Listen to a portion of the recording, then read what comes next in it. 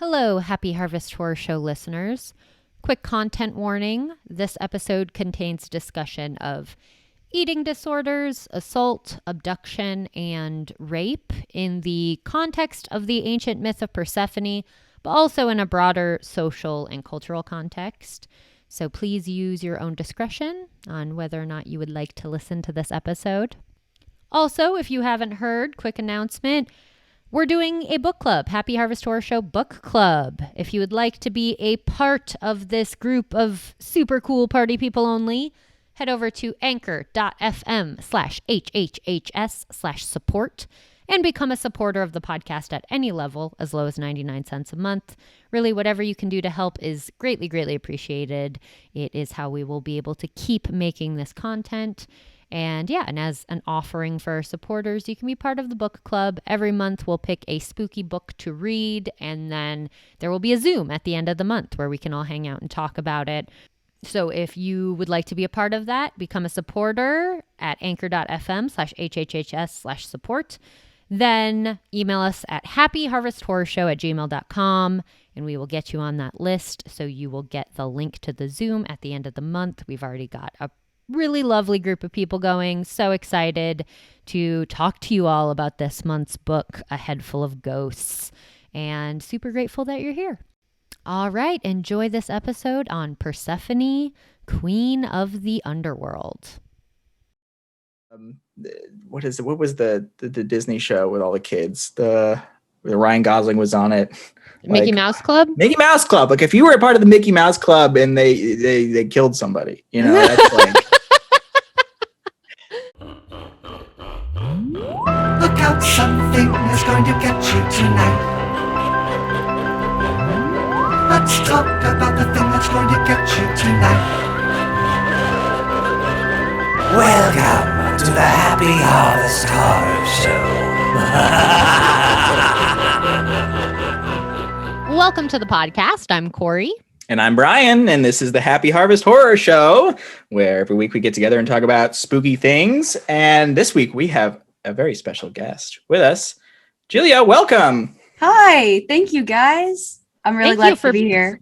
Thank you for being here, Julia. We're really excited to have you here. Absolutely. We're going to be talking about a super cool topic today, the myth of Persephone. Can you tell our listeners a little bit about yourself? Yeah, so I am an artist, by which I mean I perform and I write performances and I make things also like art and set pieces and things like that. And I really, really like spooky stories about women. So that's kind of why I'm here. We're thrilled you're here. I'm really excited to be here.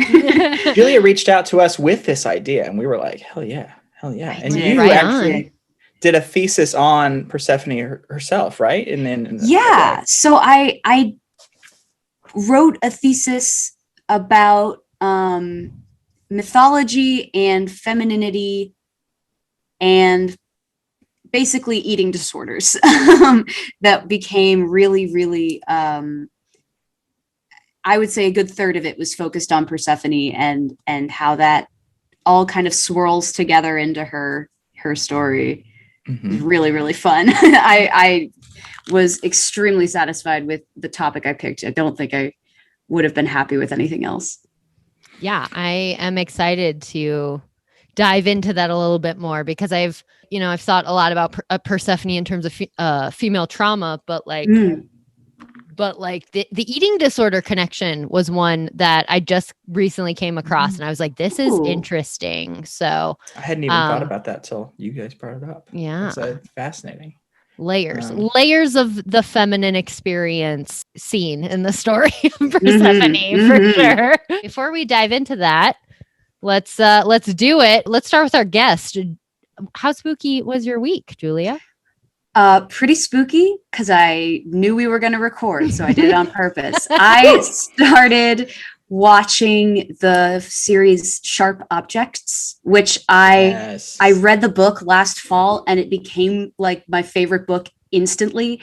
And I just now started watching the show and it's so good. It's so wonderful. It's great. So spooky and messed up, and I really, Mhm. really think it's well done. Have Totally you agree. finished it? Or are you still making your way through it? I have 2 episodes left, but like I said, I know the story because I read the book, and Right. it's just like everything I want from a spooky piece of media. Mm-hmm. It's so messed up, and it's very feminine and very subtle and very Mhm. gross. Yeah. Super atmospheric too. We were talking Yeah. last episode about just like there's like a temperature to it, there's like Ooh, it's just mhm. dripping with heat, and it's exhausting just watching these characters live in this world. It is, and especially when the main character takes such horrible care of herself. Like you Awful. just kind of ugh. Yep. And yet that's always so interesting. Characters like that, which part of their being is taking horrible care of themselves, but yet they still manage to like do so much. Like I'm like, where does this energy come from? Yeah. Like, how are you even like operating in the world right now? Not well. Yeah, No, not well. that's a Not good having a good point. time. But I didn't read the book. I've heard there are some, I mean, as always is with like book to TV adaptations, I heard there are like some discrepancies with the ending, that the ending is like Interesting. Oh, different interesting. than the book to a certain degree. I won't spoil that for you. Having not read the book, I Yeah. loved the ending of the show. I did That's too. what I've seen so far is the TV show is different, but all the differences are fine by me, which almost never happens. I'm usually, I'm trying to get over it, but Whatever story you read first, you're like, that's better. Yeah. But like it works really well. And I think part of it is because the author is one of the producers. I think she's Okay. made it really true to the vibe of the story, even if it's not true to every little piece. Mm-hmm. I love that. Is this the same writer as Gone Girl, right? Yeah. Another really spooky tale. Man. So yeah, I guess after the success of Gone Girl, I could see HBO going, whatever you say. We'll do it that way. Gone Girl, I think of literally like not even as a story. I think of it as like a genre now. Like Gone Girl is like a genre. Something. Yeah. So Sharp Objects, do you have any other spooky things this week? Just work and being tired. That's the only thing horrors of capitalism. Spookiest thing of all, Corrie, how spooky was your week? Not terribly spooky. I failed this week. Get out. I've kind of been all over the place just with life the last like 2 weeks. So not a lot super spooky. Right before we got on this recording, I was watching a documentary on something that, depending on who you ask, I don't consider it particularly spooky, but some people think it's like the most terrifying thing in existence. And that's black holes. I was watching a documentary on black holes. No. Existential dread, Yeah. Yeah. That's a delicate balance. Right. I feel like it's very much, it's a person to person thing. You either like love them and find a lot, like personally, I find a lot of like calm and peace in black holes, just because of the immensity of it. But I completely understand why they are also horrifying to a lot of people. Literal cosmic horror to me. Yeah. This big on the largest scale imaginable. Exactly. Yeah. Reality annihilating thing, Exactly. So in a certain way, it could be the most horror thing there is, know? Right. Have you heard of blue holes? There's more holes? I listened to blue holes. It's not in space, it's on Earth. They're just insanely deep lakes. They're like really, really deep lakes that kind of seem like they come out of they don't come out of nowhere. I listened to a podcast episode about them and people who like to go scuba diving in them and see like the fossil record basically that's down there. It's fascinating, but another way to get really, really scared by nature. Definitely. I'll add that to the list because that's terrifying. I went down a little bit of an internet rabbit hole one time, not too recently. About like deep cave divers and stuff. Mhm. And oh my God, it's insane. Like it is such a scary thing to be putting your body through. And a lot of people die doing it. Like it's Yes. not safe. Yeah. like it is up there on the list of like extreme, sport physical activities you can do. And yeah, a lot of people don't come back. A lot of people they just go deep into that cave in the water and they do not resurface. Depths is scary to me. I Yeah, remember that's watching what like it is, isn't Titanic, it? and just like the beginning parts, I'm like, this isn't fun. This Did is you not say fun. Titanic? Yeah, like the journey of going down to the bottom of the ocean. Just depths. That's like Okay, Titanic. People sleep on Titanic as a scary movie. It is so much to take in. kind of a ghost story in a way. Yeah. Right? Yeah. It's a lot.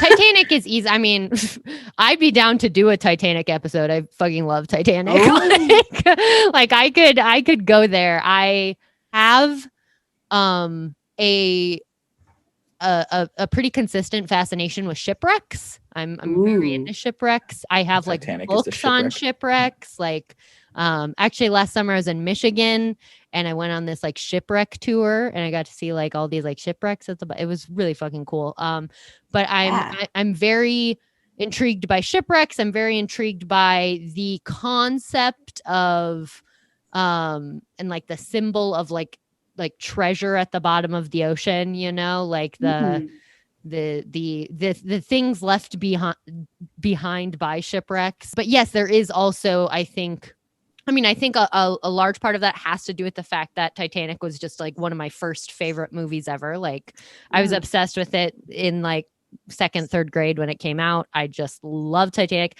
Leonardo DiCaprio was like my first love. Like it was just like a whole thing. I was obsessed with that film. But also to go back to what you were saying, Brian, there's a ghostly element to shipwrecks too. Like the brain automatically goes like haunted, like that shit. Underwater haunted house, man. Yeah, exactly. It's an underwater haunted house, which is actually how I would probably describe my subconscious, an underwater haunted house. There is. It's funny we're on this topic because there's a movie coming out soon this year called The Deep House, which is literally a house underwater that's haunted that divers go through. So wait, like not any kind of houseboat or boat. It's just a house. It's a house underwater. Here, this is the IMDb summary. A young and modern couple go to France to explore an underwater house and share their findings on social media. Undergoes a serious change of plans when the couple enter the interior of a strange house located at the bottom of the sea, and their presence awakens a dark spirit that haunts the house. So literally swimming through a haunted house underwater. Yes, I am excited about that. Wow. I'm sold. So we should also I have a book. I think, I got it on my Michigan trip that was about like Michigan ghosts, like lake ghosts.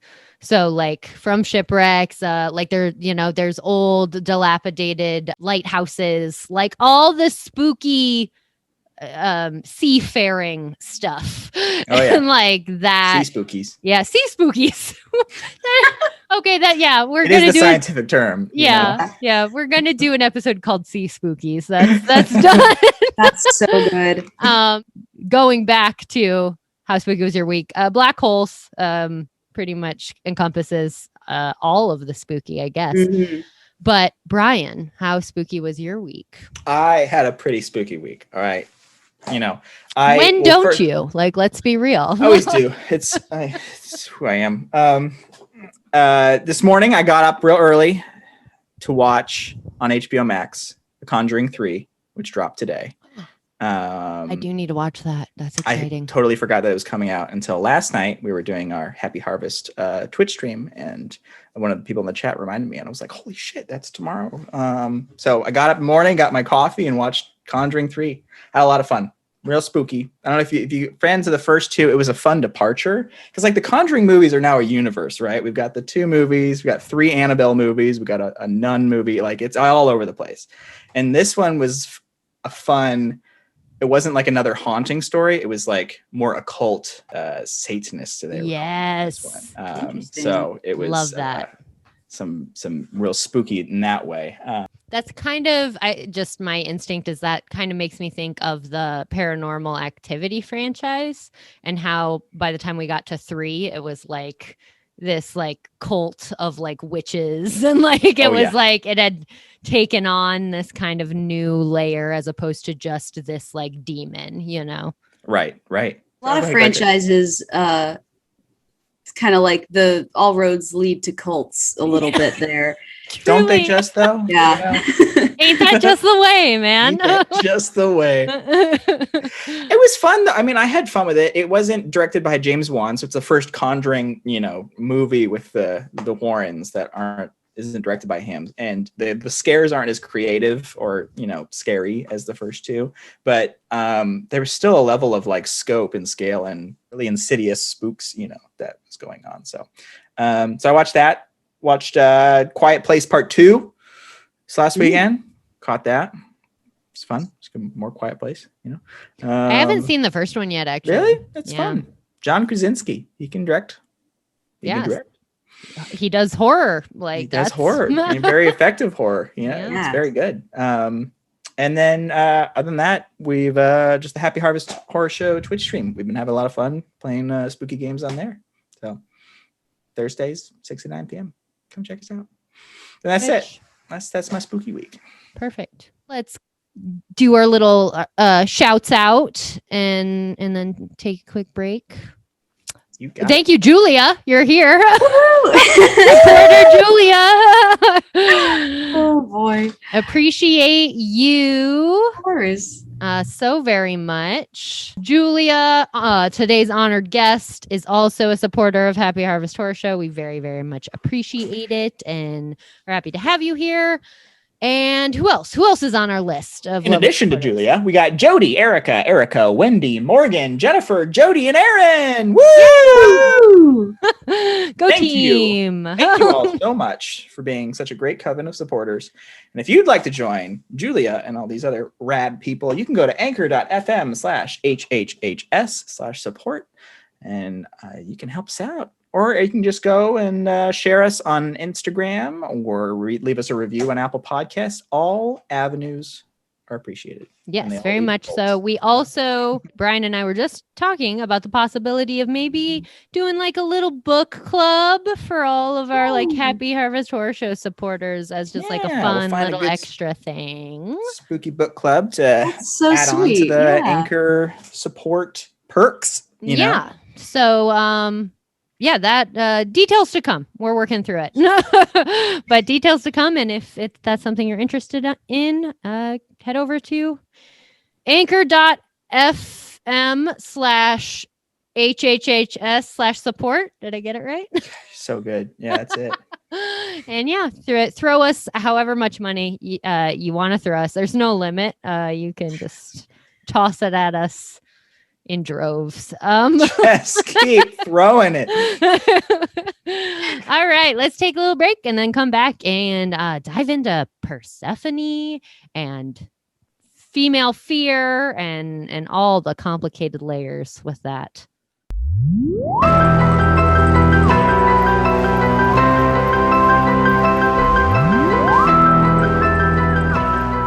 Bring it up when we have a book club, but I've been reading this book that came out a few weeks ago, Whisper Down the Lane. Got it at the library.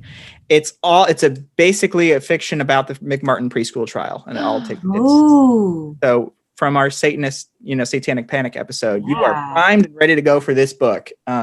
Whisper Down the Lane, all about this in the 80s, this 5-year-old boy that just trying to make people happy and tell them what they want to hear. Spreads this story that gets out of control and this whole, and then the same kid years later as an adult dealing with that. I don't know how you recover from that. For real. Not well. Oh my God. I'm halfway through the book. Not well.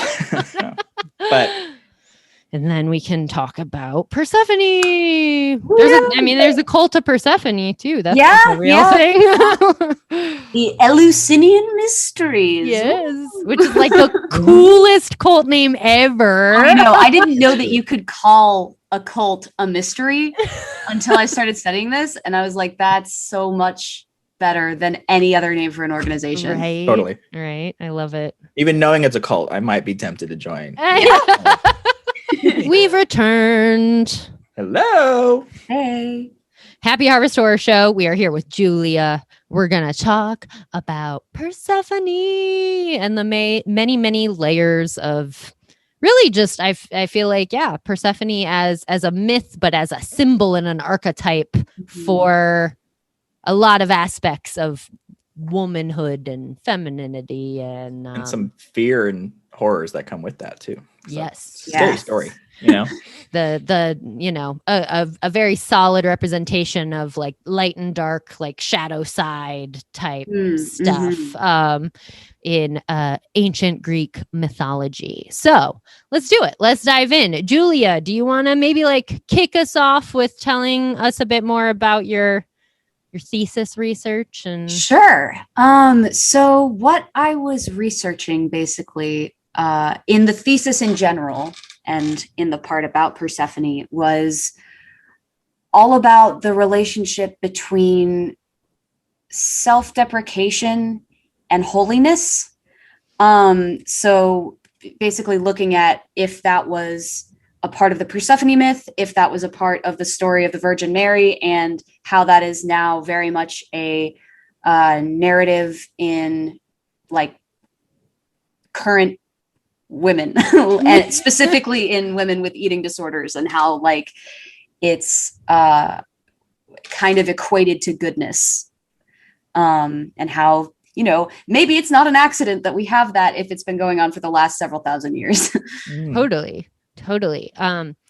So yeah, I'm already very intrigued by this like kind of sacrificial through line, like that I definitely haven't fully thought about Persephone in terms of that. Maybe just like for our listeners who are less familiar, just really quick rundown of the story of Persephone. Let me know if I get anything wrong, because there is also there are a lot of different takes on this myth. There's so many. There's lots of versions, lots of different takes. And I would say the one we're most familiar with is probably like the most patriarchal version. It's like the version that comes from like mainland Greece, and like I think 7th century BCE was like the main Persephone story. But there's also evidence that the story existed way before that. Even this is just kind of where we place it like academically a lot. I have like a weird personal connection to the story. I think I maybe told it on the podcast once before, but it's like technically kind of where my name comes from. Yeah, that's so cool. It was actually like a weird healing moment for me, because when I was a kid, I hated my name. Like when I was younger, I really didn't like my name. I don't know it, and it's for really stupid gendered reasons. Like I thought it was like a boy's name, and now obviously I love the fact that I have like a unisex, like non-gendered name. Like I'm like, I can't imagine it any other way. But as a kid in the 90s, I didn't like it. Yeah. And somewhere in my 20s, I was just kind of like researching where the name Corrie comes from, because like my mom didn't have any reason really for picking it. It was, she just liked the name. And I was like looking into it, and Corrie, it means maiden in both, it comes from both like Irish and Greek. And the root of it in Greek is Kore, Kore, which is, it also means maiden. And it is the name in the myth of Persephone that Persephone has before she is taken to the underworld. Mm-hmm. So when, just as like Demeter's daughter, this like spring maiden, essentially, before she's taken to the underworld by Hades, she is Kore.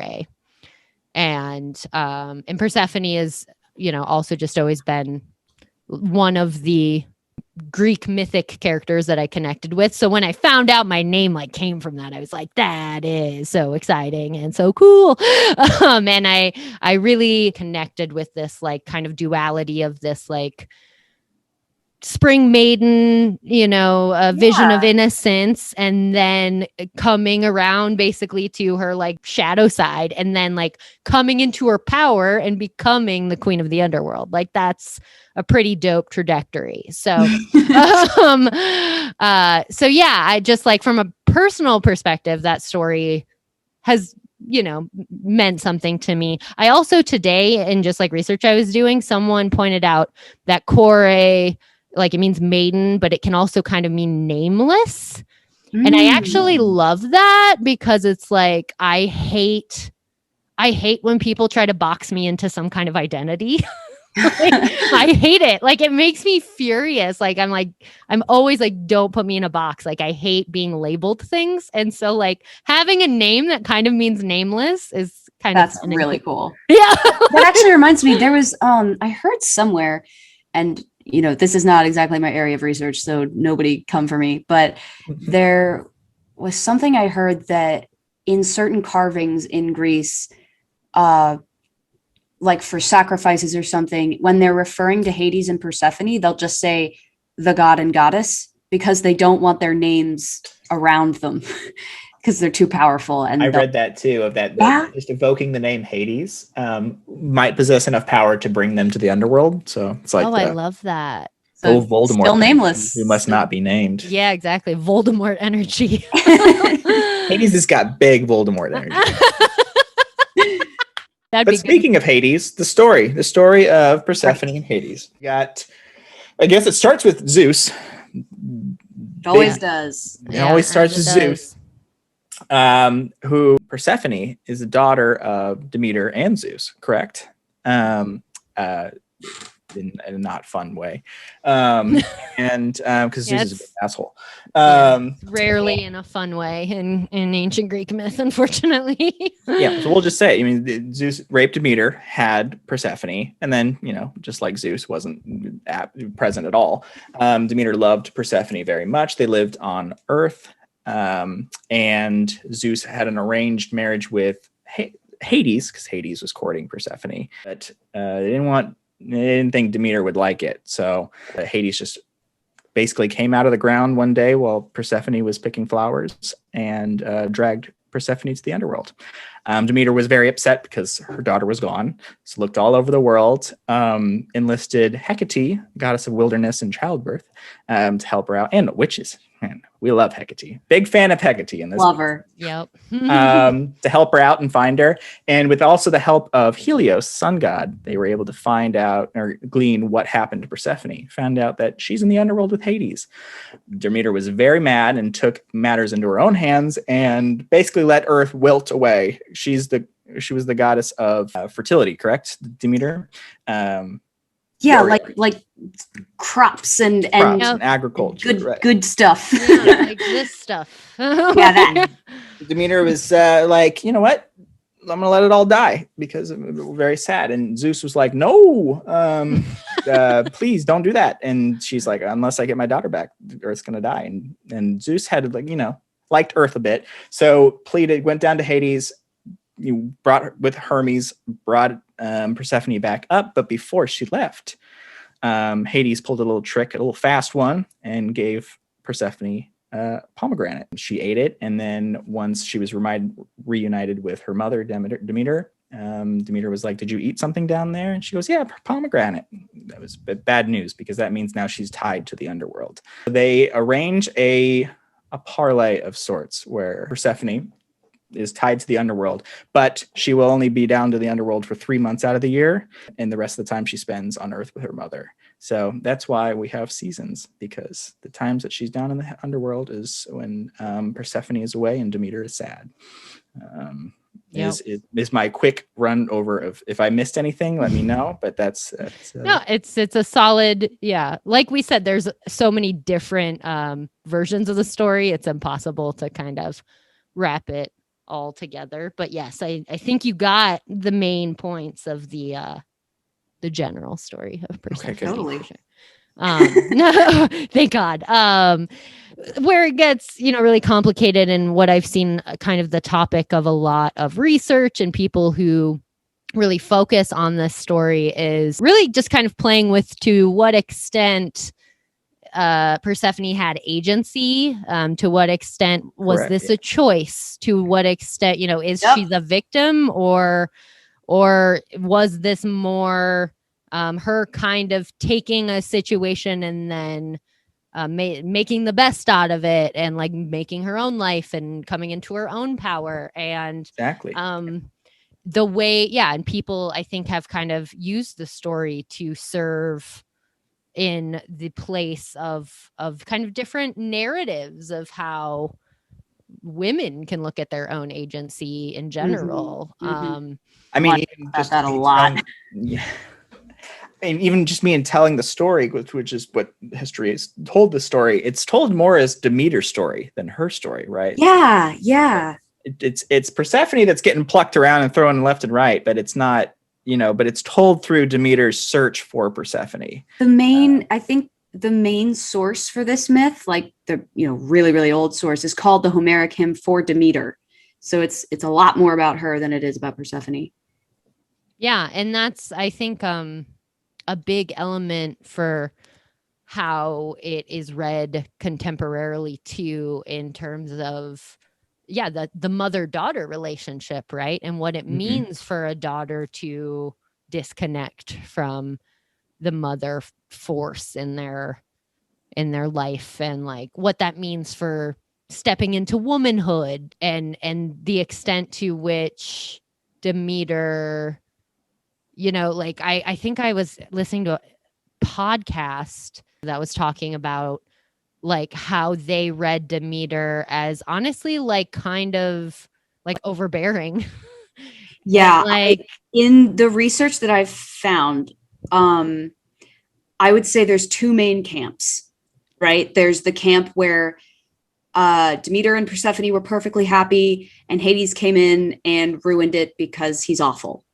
And then there's the camp where Demeter is a really overbearing, overprotective mother, and Hades kind of saves Persephone and allows her to grow up into an adult.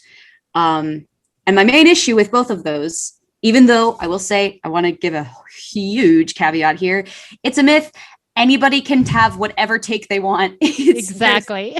Thousands of years old. We're never going to get an accurate original take. There is no such thing anymore. But what I dislike about both of those takes is that Persephone has no agency in either of them. And I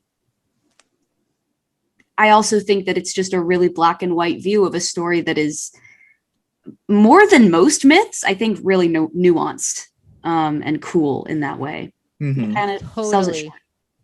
short. I completely agree. Yeah, because that's a huge issue, specifically with like ancient Greek myth, is, especially like mainland Greece, just super patriarchal. We know that. We know that was how the system was set up. And so a lot of those myths just focus on a certain point of view, very, like the main, we focus on like the Trojan War aspects, like, Sure. you lose a lot of nuance, especially in female characters. And I agree. The tale of Persephone has lots of layers and lots of gray, I think. And I totally agree too, is like the beauty of these things, these ancient myths, and why it's worth looking at them now and kind of unearthing them over and over again, is a myth, a story is kind of just meant to be a template or create an archetype or something that we can build on, and that's what gives it power. And so, I totally agree. There's no point in like fighting over what the right way is, because I think the point is for all these different perspectives to essentially project onto the figure of Persephone, and so we can create. Yeah. And I think that's really interesting, because that you say kind of projecting onto Persephone, because I think that might be kind of the biggest point of the myth in how it served as a like story that was told over and over again in ancient Greece, because, you know, we can think like, okay, yeah, the myth is useful because it explains seasons. That is a good purpose for having this story, but it's also, from what I've found, very useful as an allegory for marriage, because the way that marriage worked a lot of the time was you know, grow up, you know, if you're a young girl in Athens, especially, because that was like hyper patriarchy, you stay in the house, you are with your female relatives all day, and your male relatives come home later on. You don't travel that much. You don't go many places. And when you get married, you leave that house and basically never go back. You live at your husband's house. You don't leave that house a lot. So it for all intents and purposes, it's a symbolic death. Like, and a mother could mourn that really actively, because, you know, you go from seeing this girl for years and years and years, every single day, majority of the day, to almost never, and you don't know how she is. Like, she is now in the hands of her husband's family. Mm-hmm. Like, they're responsible for her well-being now, and you don't know if they're going to be that nice.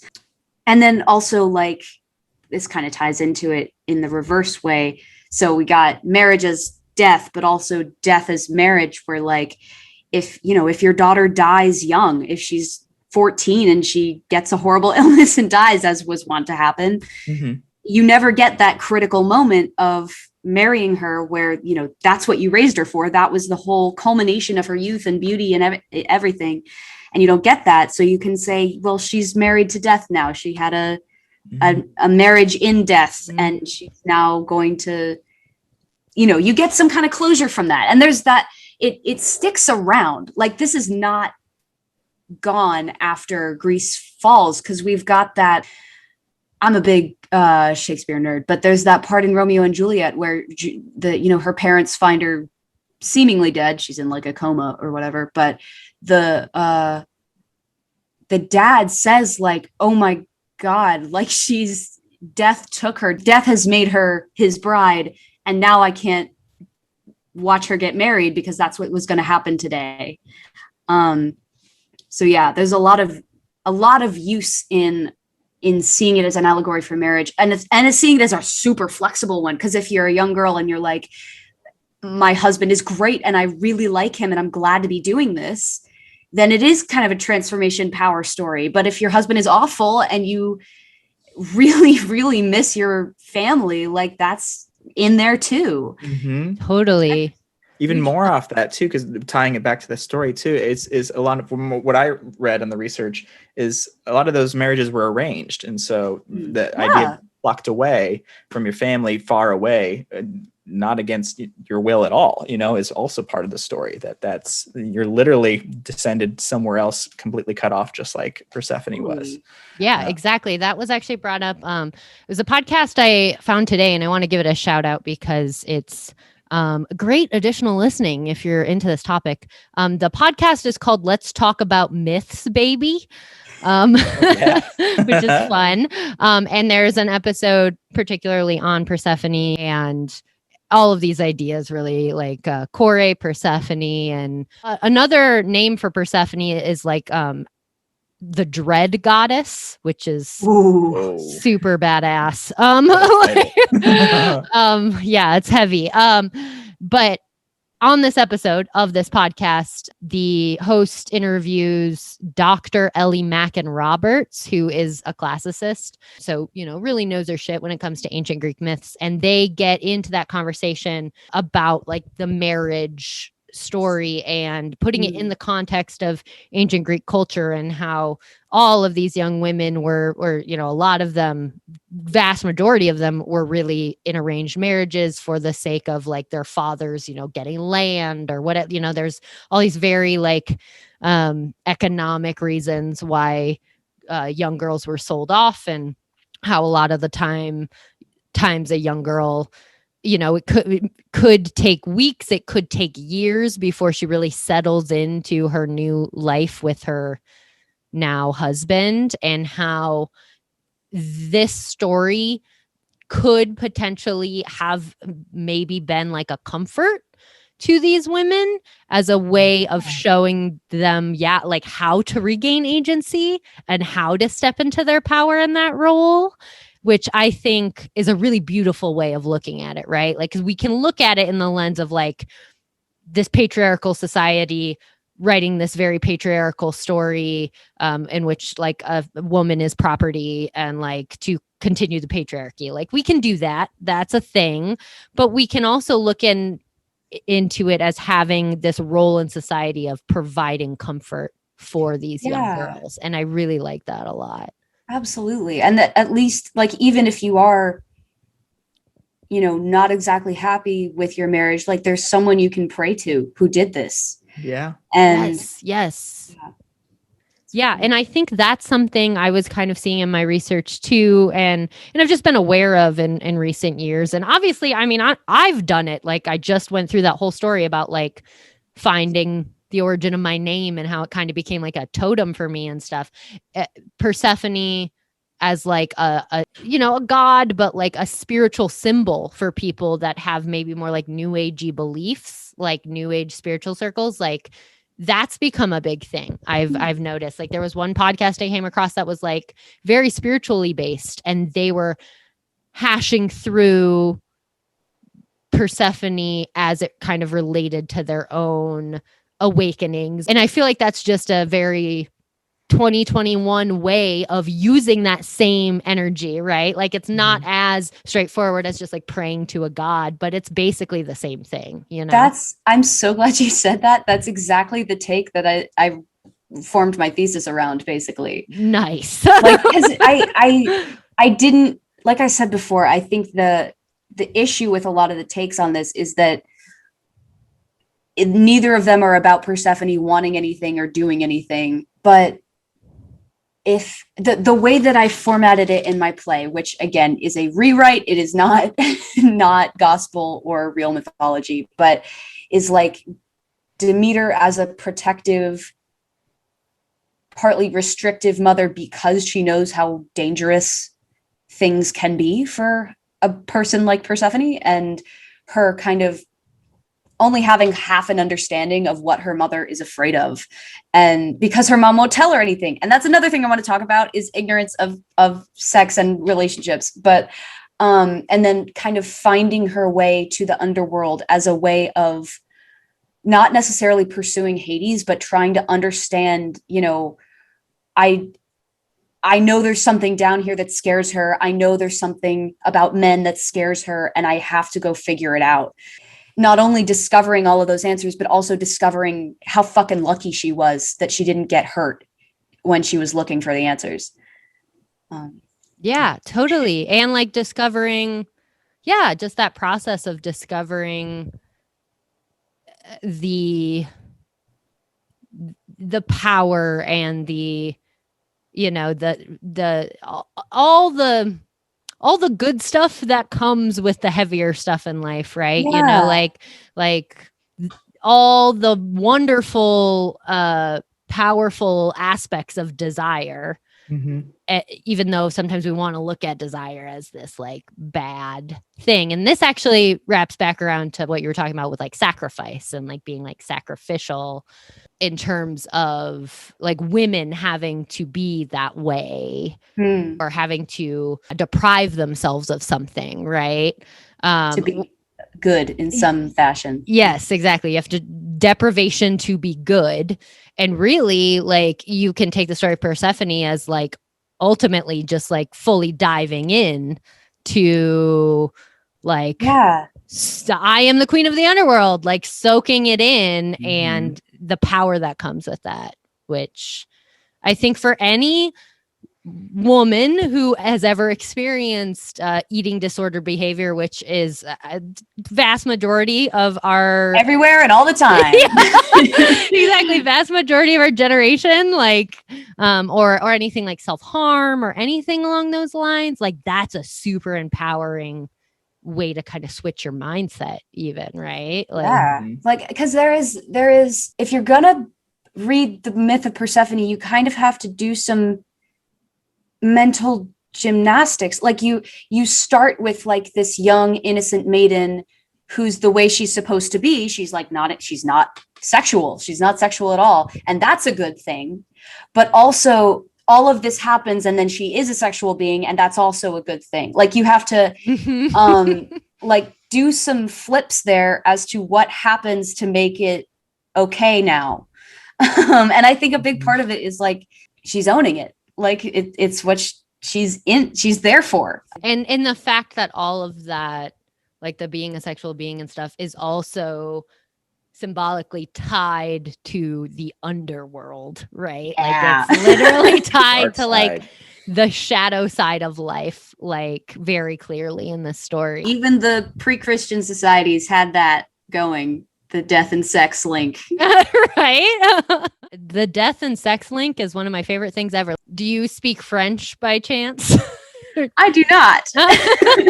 Nor do I. So Do you know the term for orgasm in French? I do.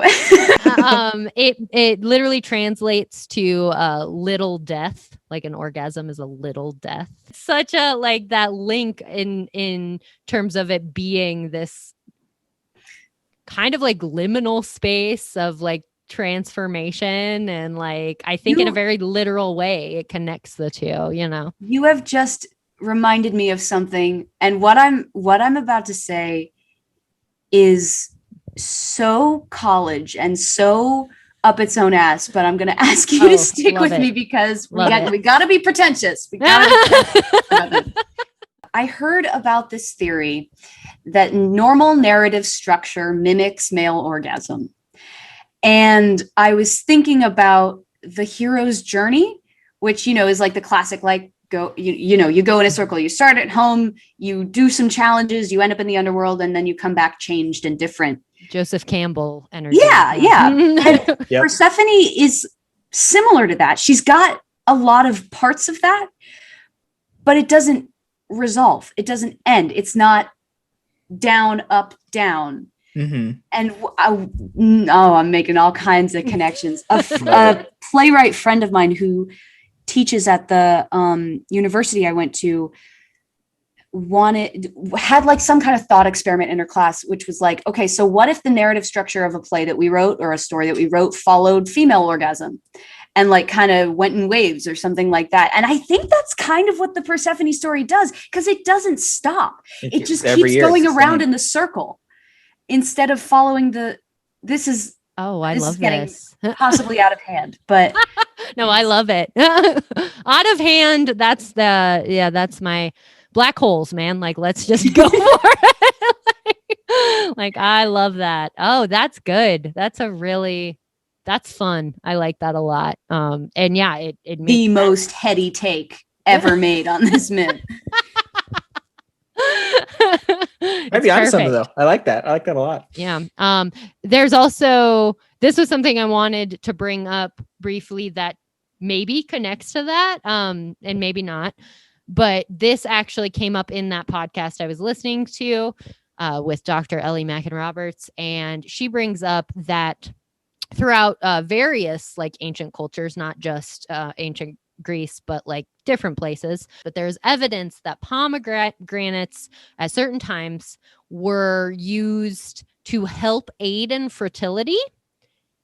And there is also evidence that pomegranates were used as a contraceptive. Yes. So there's already like this duality in the pomegranate. It's so cool. One of my favorite aspects of the pomegranate, which you just mentioned, is then like if we take her descent to the underworld as like a transition into adulthood and taking control of your sexuality, it's like the choice to stay down there, which is made by, choice, depending on how you read it, to stay down there by eating the pomegranate is also her taking control of her fertility and like whether or not she's gonna get pregnant. Yes. Which is a huge part of being an adult woman that we don't talk about a lot, but like managing your fertility is a big part of learning to be responsible as a grown-up. Yeah, totally. I mean, it makes sense. It makes sense to me that Persephone has become such a I feel like just in like pop culture and like fan fiction and like she's become such a thing. Like she's all over Tumblr. Like everyone wants to talk about Persephone, you know, like these kind like I feel like her and then one of my other favorites, Medusa. Like we want to talk about these two female characters because there is a lot of there's just a lot there in terms of nuance and layers of feminine experience. And it's almost become just like a thing, like Persephone as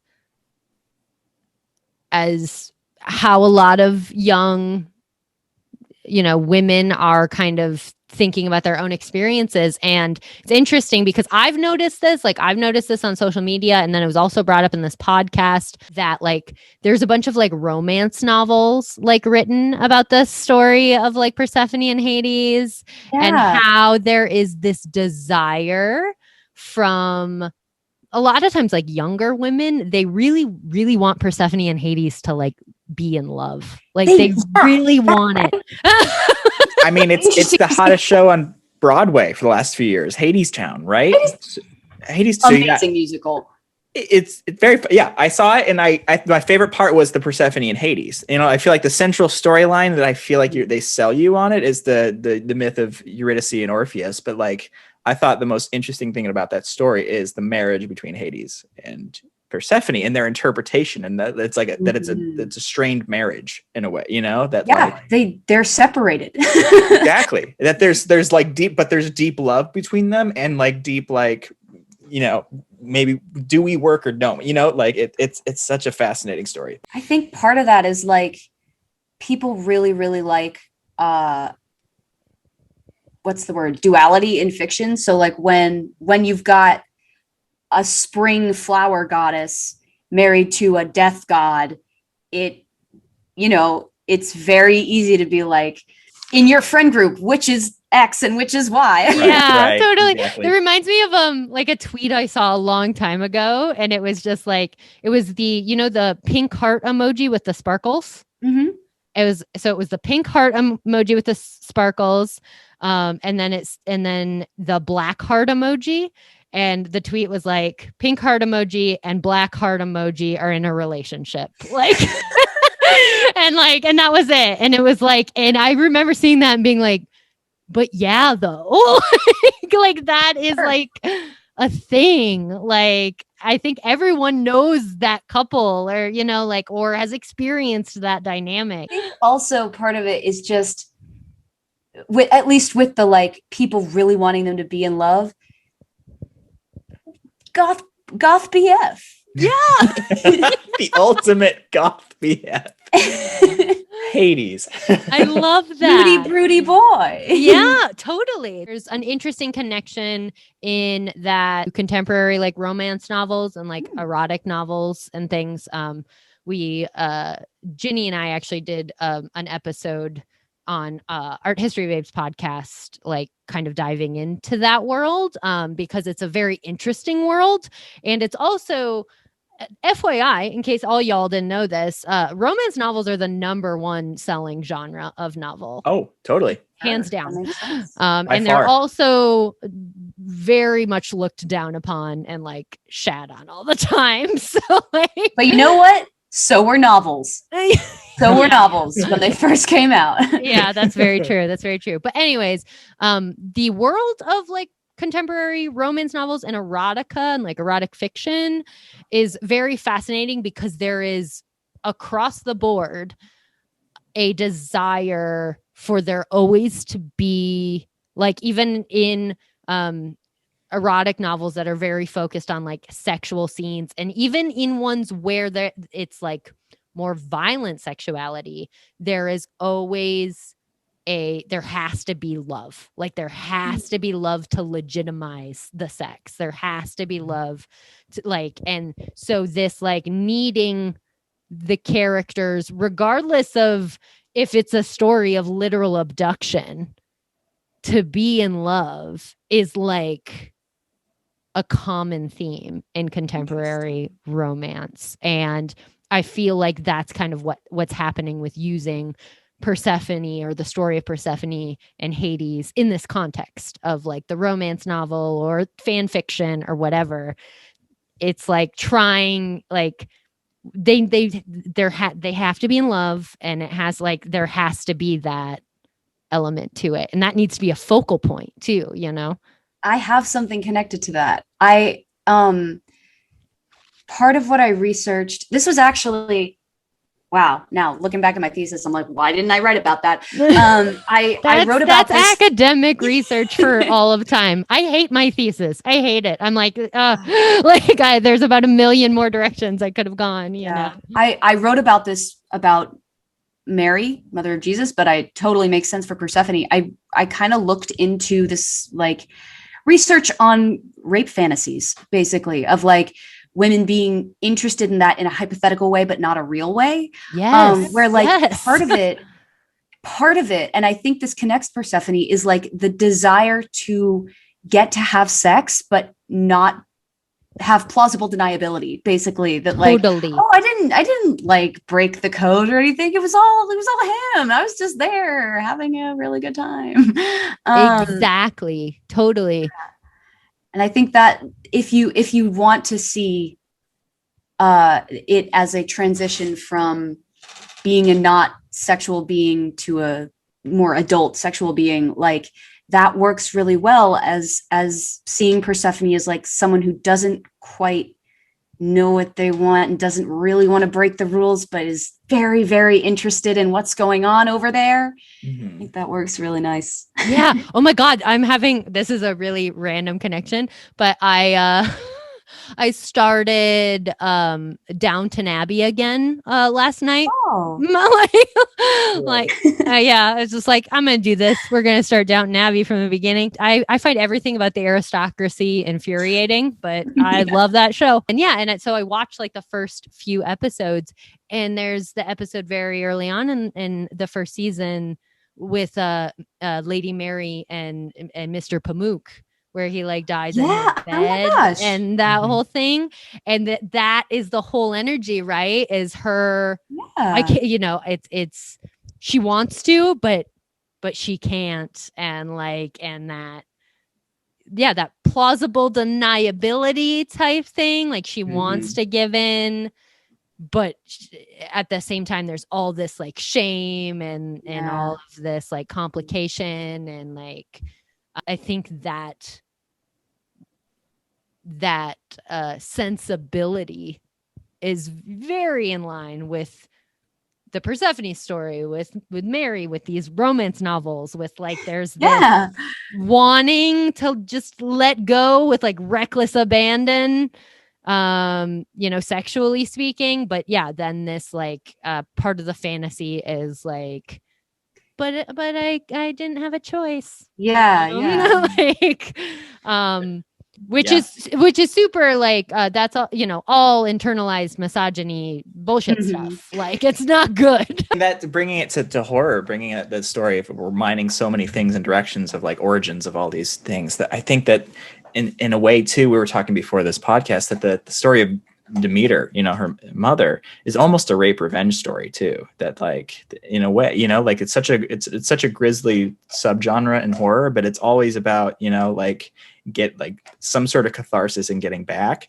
And like Persephone's gone, and Demeter's like, I'm gonna let Earth die. Like, and I think it's pretty rare. If I don't know, I'm not off the top of my head, I don't know any other instance where anyone challenged Zeus and like wins. You know, that like Zeus has to give in. Good point. You know, and she almost fully wins if Hades didn't like sneak the pomegranate, you know, like this is a story of like, I have all the power in the situation after, you know, this wrong. And so I don't know. I just think there's so many different angles to this story of looking at that. I've been noticing this in some short films that I watched recently, but like it's really common for female characters like main action to come after assault, because it's a really, really good way to immediately get the audience on board and be on her side, which is really problematic and reinforces a lot of bullshit. But it is interesting to look at this as like, even look at Persephone, it'd be like, okay, so this daughter is a result of rape, how is that going to influence her relationship to her mother? It's going to be a lot. Mm-hmm. Yeah, totally. I wonder if that was even, like, we'll never know the conversations between Corrie and Persephone. But there's so much there. Yeah. And the idea of being overbearing and overprotective is now, makes total sense.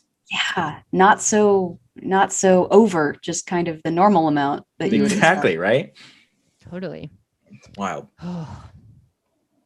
What a story. I mean, it's just a quick Greek mythology myth, that we talked about, and we've gone 15 different connections. Yeah, and there's I don't know like too much on this, but I feel like we'd be remiss if we didn't quickly touch on like the cult of Persephone and how even with, I think this was really interesting, and this was talked about in the podcast I keep bringing up, even within ancient cultures, this story was seen very differently in different places. Like I said, like the one we kind of go back to is the 7th century BCE mainland Greece one.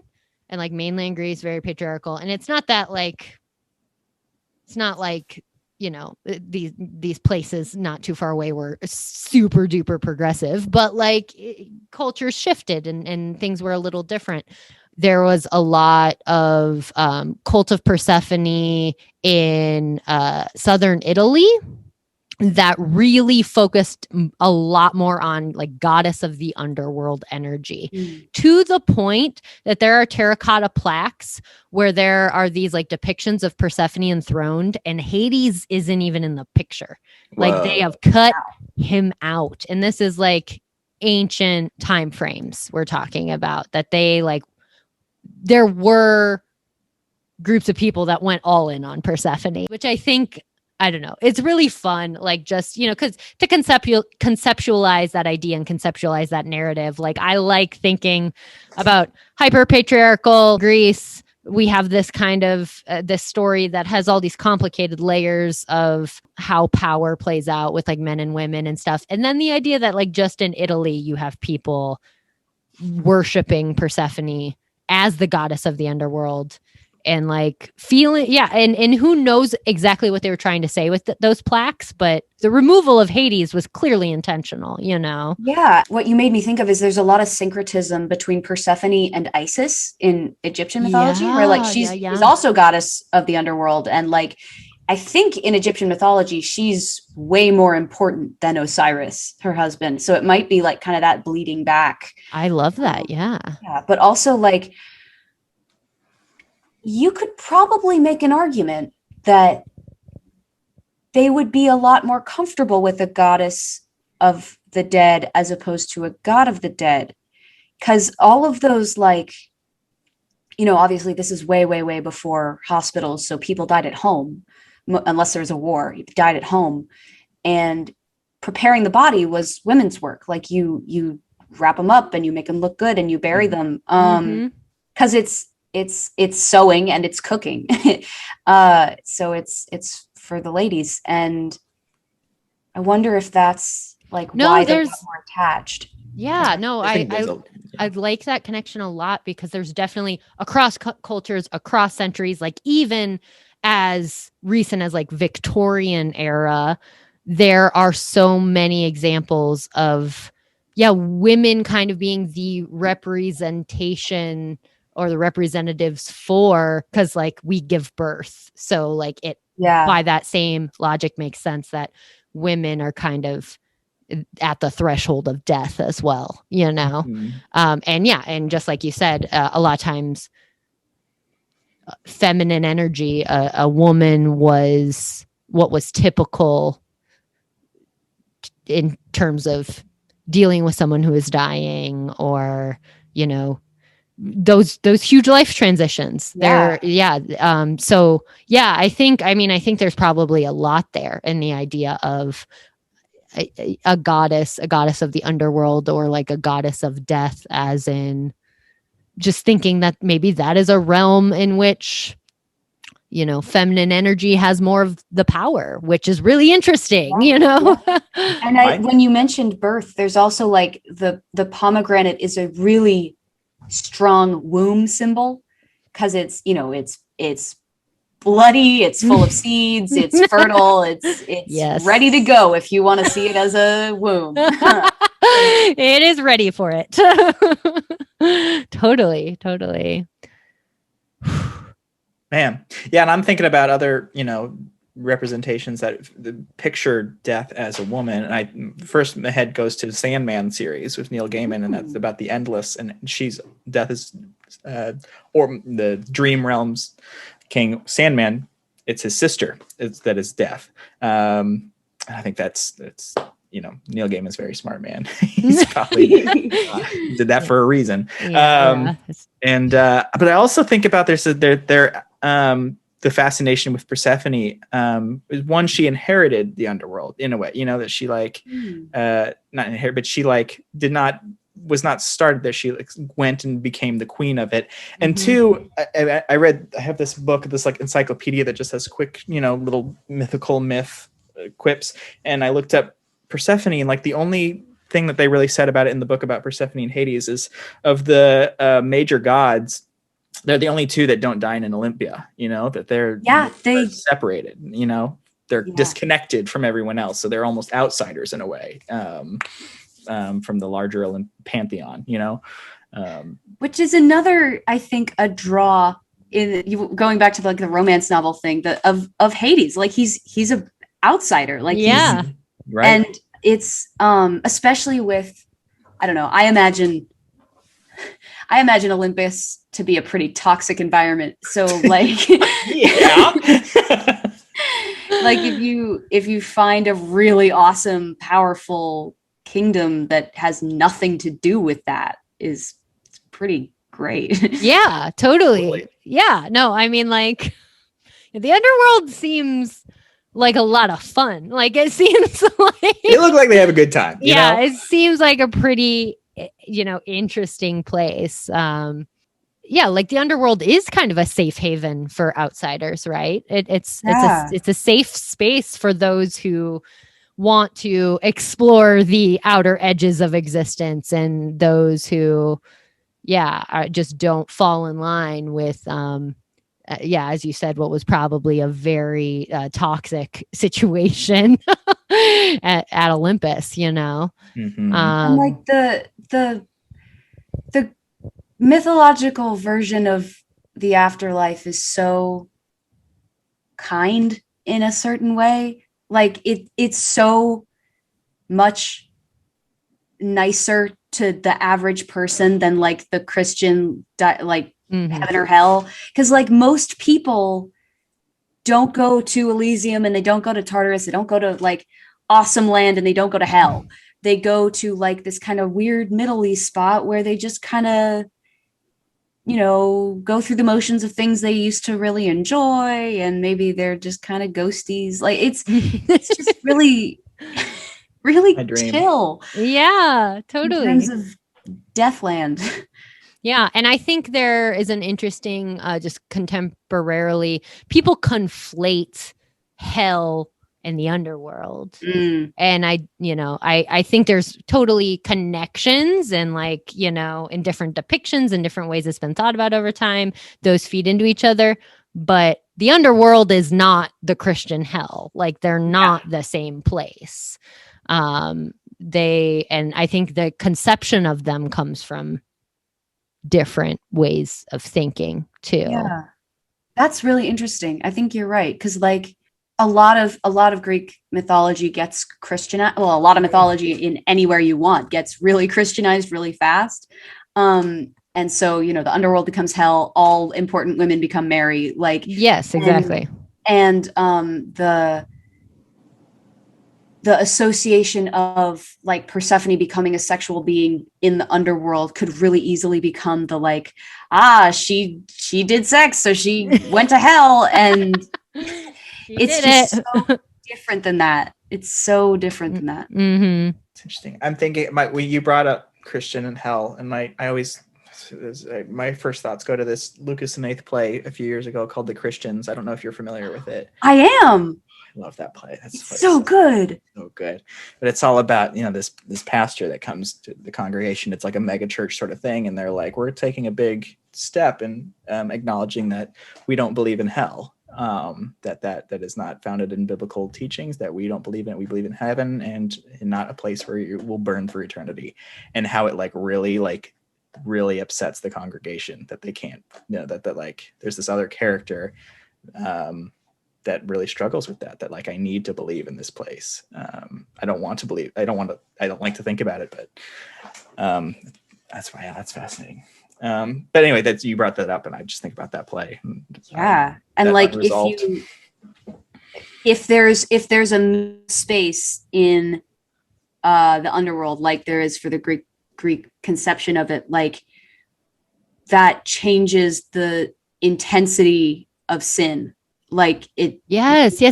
Way less important if you do something culturally not acceptable. Mm-hmm. But at the same time, they make it so. I mean, the fires of purgatory, right? Oh, so dang, you're right. Oh man, what's the difference? Well, the difference is you get out of purgatory, and I'm like, but you burn the same. No, we all burn the same. We all burn the same. But this one you won't burn forever. So it's this goes back to thinking down on ourselves about our worth, and there's a lot to it that many people have written many books on. Classic blunder. But we can try to understand it with these stories that we're talking about, like myths and which are just more stories that we have with horror and all these things of I can't fix it, but I can validate and assert that it is scary, and I can show it, not sugarcoat it. It's worthwhile. I'm not a woman, so I can't speak to all this stuff, but I could, having a goddess that went through same thing that many young women in Athens times were going through, that had to be some sort of comfort that I have someone I can talk to. That is very powerful, is, and that no matter what your experience of those changes is, you can kind of decide that she felt that way too, which is the great thing about having a character that you can exactly. Are there any Persephone, maybe not even horror movies, but movies, characters, things like that? I'm trying to think of a goddess of the dead example, but I'm coming up kind of blank. I'm struggling with that too. I mean, racking my head. There's many horror movies that deal with the horror of being a woman, in motherhood and all that. That's reflected with the Demeter story. Like we talked about, there's a whole rape revenge subgenre that talks about this kind of stuff. But as far as Persephone herself, I don't know. I wouldn't, off the top of my head, I did not remember any. I mean, I could think of motherhood ones. I think of the Babadook that a few years ago. I think about the fear of motherhood in a way. I didn't look too deep into it, but I did notice in my brief research that the main things that came up that were very contemporary were novels, were new novelizations of the Persephone Hades situation, but no movies popped up or anything right away. So I don't know. I feel like that could be very untapped. I feel like there's you could do some really interesting things horror wise, with that character and just that story. But definitely. Yeah. And I mean, the whole, when you were talking about the rape revenge genre, that's, some people love this. So that is really empowering for some people. I don't find it that way. I find it often to be really exploitive, which, I think that even just talking about that kind of, getting that kind of closure through violence is really useful for a lot of people, even if it doesn't work for me. From what I've read, the people that do appreciate it, it's the level of being seen. That I went through that too, and there's the level of validation that my fears were fucking scary, you know, that like, Yeah. and two, that like there's always a level of, you know, violent catharsis. There is a resolution to it, you know, that there is a somewhere to put all that feeling, that from what I've read, that is very cathartic. That's releasing for people. Yeah. Totally. I think the issue there comes when it's like just over and over again, the only way that you see a female character like getting to take action or getting to like, you know, have strong feelings is in response to assault, because why 100%. not? And it's Yep, definitely. But then again, if you want, if that's the kind of narrative you're looking for, and you go to the Persephone story, like it kind of works. Like you can be like, I read something that said a lot of people use the Persephone story as a metaphor for like overcoming victim status, where like you go from being like this young girl that got, you know, acted upon to becoming a very, very powerful entity. Yes. In control of a lot of things. This is a good talk. I'm glad we're all here. Great talk. I went to places I didn't think to when we're doing the research, that like we're peeling layers into this. This is exciting. Yeah. And that's something, that's I think just really fun about Persephone being such a big symbol, big archetype for what seems like very large amounts of people right now is you get a lot of different projections, right? We get a lot of different people's different projections, and I think it's really beautiful. I think it's really beautiful to listen to the very specific ways in which someone connects to one of these stories. And you know, I love doing the academic analysis as well. Like that is kind of how my brain works a lot of the time. But I feel like we're just in this space, especially internet, podcasts, all of this, like we have the space for as many people as possible to just share their personal relationship to this centuries old mythic figure. And that's pretty cool.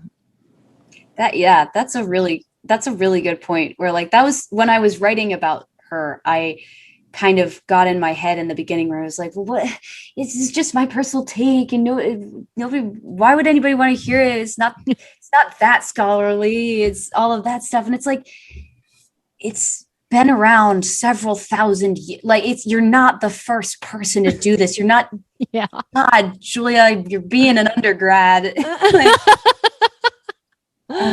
But I also, like, just from an academic perspective, like I truly think we are in the midst of this shift. Like I feel like I'm seeing it happening in a lot of ways in academic thinking, but it still is going to like take time and effort. But I think we are shifting into, just allowing for that. Like there isn't, like for so many years, academia is kind of built on this idea of like, there is a way of knowing, there is a truth to all of this stuff. And I think the beautiful kind of like almost like surprise gotcha moment was actually like, no, it's not about like achieving one singular truth. It's actually about how there's like endless numbers of truths, and those all exist and they all have meaning, and that's kind of the point.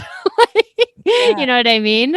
And I think that is really shown through something like this very solid myth that has gone through so many like incarnations and has been around and has existed in so many cultural contexts. Like I think if it keeps going, I would love to revisit Persephone in 10 years and see the ways we've further developed this story, you know? Sure. Yeah. And even while we're talking, because I was racking my head thinking about, there has to be, there has to be an archetype in horror that this has shown up in. And this might be reaching, but like let's stay with me here. Like Carrie, in a way, that the Carrie is overbearing mother. We've got this duality between her, that she's this innocent, you know, pure religious person, but then there's this switch of her becoming this telekinetic Interesting. thing of fear that she lives in both realms. So I mean, that may be where it ends, but that's where my head was going. I like it It though. starts with her period. It does, yeah. That's perfect. Yeah. That's really good. cool. I never thought about that. So That's a good one. there we go. Carrie, we made it. We made it. We did it. This is great. This is great talk. Yeah. Julia, thank you for Thank you reaching guys out. so much for letting me just absolutely go off about this very niche topic. I'm loving it. No, I'm glad we had this. wonderful. Yeah, love that you reached out to us and that we got to make it happen. Because yeah, super fun conversation and love bringing on new perspectives. I think it's fun having this topic because it connects to a lot of different, it broadens what Happy Harvest Horror Show can talk about, and which is really exciting too. You can find spooky topics and spooky, stories, and not just horror movies and Halloween, that they can be in myths and other places too. And which brought me to a larger, area of like the Persephone in palmistry, with the Persephone line that some people have, which all deals with, and this was on Meredith Hunt. She's a palm reader on Instagram, and Walls showed me this post, but talked about what the Persephone line is. And it talks about if someone has the Persephone line, they have to spend equal amounts of time in both their moon and their exterior. I'm pretty ignorant talking about it, but from what I understand, that like if they don't spend equal amounts of time in their deepest self and then sharing what they've learned in their deepest self, it leads to the depression. And if you spend all your time in one or the other, if you spend all your time isolated with yourself, it'll lead to depression. Spend all your time outgoing and not listening to yourself leads to depression. So you have to have this back and forth, which I thought was fascinating. And then it also shows up in astrology that, having the Persephone asteroid in your natal chart can speak to, anxious, what you're anxious or fearful of. Wow. But this is me, just a brief who read it over. I'm sorry to all, astrologers and that's really cool. I had no idea any of that existed. That's really neat. It's fascinating. So yeah, and so I love the Persephone archetype because yes, Persephone is a myth and it's a story and it's a character. But then, yeah, when you add in like all these ways in which that exact character shows up in like all of these different aspects of like life, it just like speaks to the power that she built as that, as the queen of the underworld. And like, it speaks to like how applicable those kinds of symbols are to the world we live in right now, I think. Totally. Or like if we didn't find any value in the symbolism in her story, like if those things were all completely remote to the way we live, like we wouldn't be so interested. Exactly. Yeah. And I definitely think she's a perfect character to integrate into more like new age spiritual stuff. Like I don't know anything about palm reading, but I do want to know if I have that line. I'm going to need you to send that to me, Brian. Oh yeah, totally. And this was her name again is Meredith Hunt. She's on Instagram. And she does all this, I just scrolling through her handle, I was like, I'm learning so much about palm reading right now. So I did have a palm reading book when I was very young. It was like one of those really like that you get at like the grocery store, like in the checkout line, there'd be like the crossword book and then like the palm reading book. Like, so I got into it at like the age of like 9 for a while, but I don't, that's, I love astrology, but palm reading has not been one that I've dove into yet. Maybe we'll do an episode on that sometime. We should find a palm reader to come on. For real. It's been a good time. It's a real fun time. Yeah. Thank you guys so much for letting me come and talk with you. This has been really awesome. It's been rad. Thank you for reaching out. Thanks for supporting us. Yeah. And so cool. Obviously, let us know if there's another topic you'd like to come on and nerd out about. We'd love to have you again for sure. Well, thank you. Much appreciated. In the meantime, you can find us on YouTube Happy Harvest Horror Show. The handle's there. If you have any ideas, in addition to Julia, you can reach out to us at happyharvesthorrorshow@gmail.com, like Julia did.